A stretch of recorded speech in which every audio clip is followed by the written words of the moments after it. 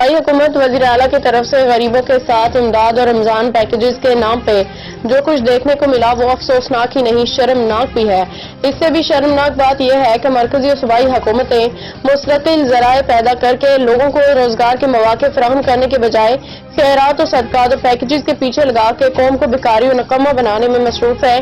फिर पैकेजेस के नाम पे तकसीम होने वाली रकम अगर मुस्तहिक लोगों में तकसीम होती तो किसी न किसी सूरत काबिल कबूल होती, मगर यहाँ साफ और सरीह तौर पर वज़ीर आला ने कौमी दौलत को किसी इज्तिमाई काम में लगाने के बजाय अपने कारकुनान में ईदी के तौर पर तकसीम करके बदतरीन खयानत का इर्तिकाब किया है।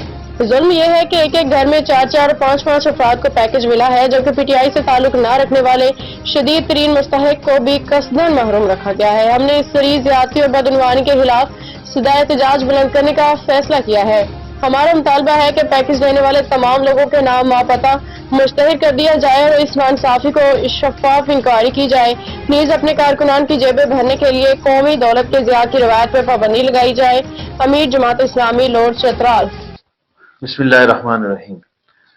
जिस तरह वज़ीर आला खैबर पख्तूनख्वा ने रमज़ान पैकेज के नाम पे 10-10 हज़ार रुपये मुस्तहिक लोगों के नाम पे ऐलान किया था, उन ऐलान करदा पैसों की जिस तरह अंदर बांट हुई है, पार्टी वर्करों को नवाजा गया है, मुस्तहिक लोगों को नजरअंदाज करके चंद मखसूस लोगों को जो है उन लोगों को दी गई है। MNAs, MPAs, चेयरमैन मिलकर लिस्टें बना के जो है अपनी पार्टी के लोगों को ईदी के तौर पर तकसीम किया गया है। ये इंतहाई बड़ी खयानत है।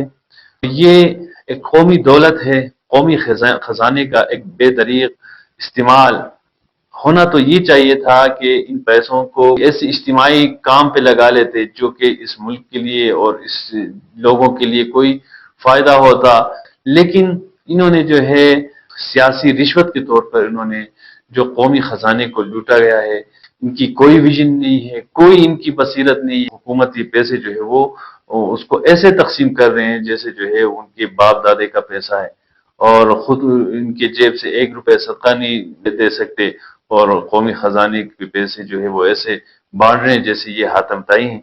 ये रवैया इंतहाई शर्मनाक है और इसी वजह से जो है हम पस्ती की तरफ, जवाल की तरफ जा रहे हैं। कौमी खजाना लूटा जा रहा है, सूबा मकरूज हो गया है, पूरा मुल्क दिवालिया बन गया है। खुद तो बेकारी हैं ही, अब अवाम को, आम लोगों को भी जो है ये लोग भिखारी बना रहे हैं।